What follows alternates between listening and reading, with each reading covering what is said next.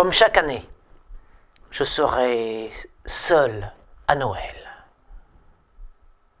isolé, coupé de mes semblables, loin de tout, sans personne pour célébrer cette nuit magique, sans compagnie pour partager un repas délicieux et animé, seul dans le silence, seul dans le froid, seul avec moi-même.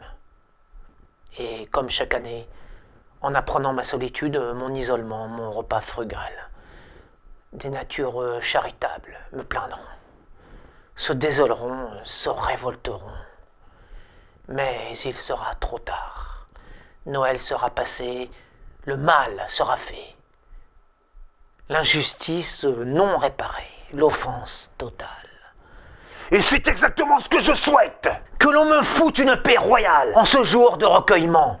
Ces bons citoyens, au grand cœur, qui se croient serviables, généreux, humains, ne sont que de gros abrutis, de communs dégénérés, des porcs, impies et même des âmes dégueulasses, pour qui Noël n'est qu'une bacchanale à partager avec d'autres handicapés, moraux de leur espèce, les gens dans la misère. Ce sont eux qui ont perdu tout sens spirituel, réduisant dans leurs pensées atrophiées, leur cœur corrompu, leurs mœurs dénaturées, de gloutons primaires, le Noël sacré, propre et sain, à une stupide opération alimentaire et de communication avec les mamies isolées, comme ils disent avec tant de puérilité, et autres personnes en situation de détresse, c'est-à-dire en réalité des esprits de qualité qui ont choisi de passer un Noël d'ermite, un Noël de belle spiritualité authentique, délicieusement austère, aux antipodes de la sottise sociale et de ses impératifs consuméristes. Ceux qui s'attristent de me savoir ne pas passer la nuit de Noël sous des rires et des guirlandes sont des misérables, des déshérités, des indigents intérieurs. Pour les êtres d'envergure, s'il y a un jour dans l'année où ils sont heureux de faire abstinence de plaisirs profanes, soulagés de se retrouver enfin seuls, loin des agitations vulgaires, rompant enfin avec les futilités relationnelles, c'est bien le jour de Noël. Mais ces ventres à deux pattes, sur le point de réveillonner, sont incapables de comprendre une chose aussi belle, simple et vraie. Il leur faut des artifices pour se sentir être dans la fête. Ils ont besoin d'objets brillants, de mots creux et de sourires clinquants. Ces ânes n'ont pas compris le sens intime de Noël.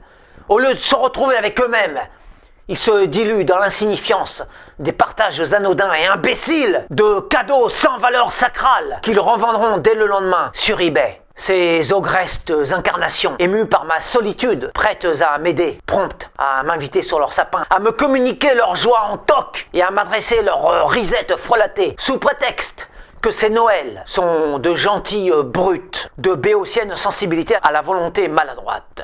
Une humanité de minables, dont il faut avoir pitié, hermétique à ma cause, dégradés par leurs habitudes matérialistes, écrasés par leur sort, de ruminants, anesthésiés par leur existence horizontale. Ces animaux sont dans l'incapacité de saisir ce qui dépasse la hauteur de leurs conifères clignotant à clochette.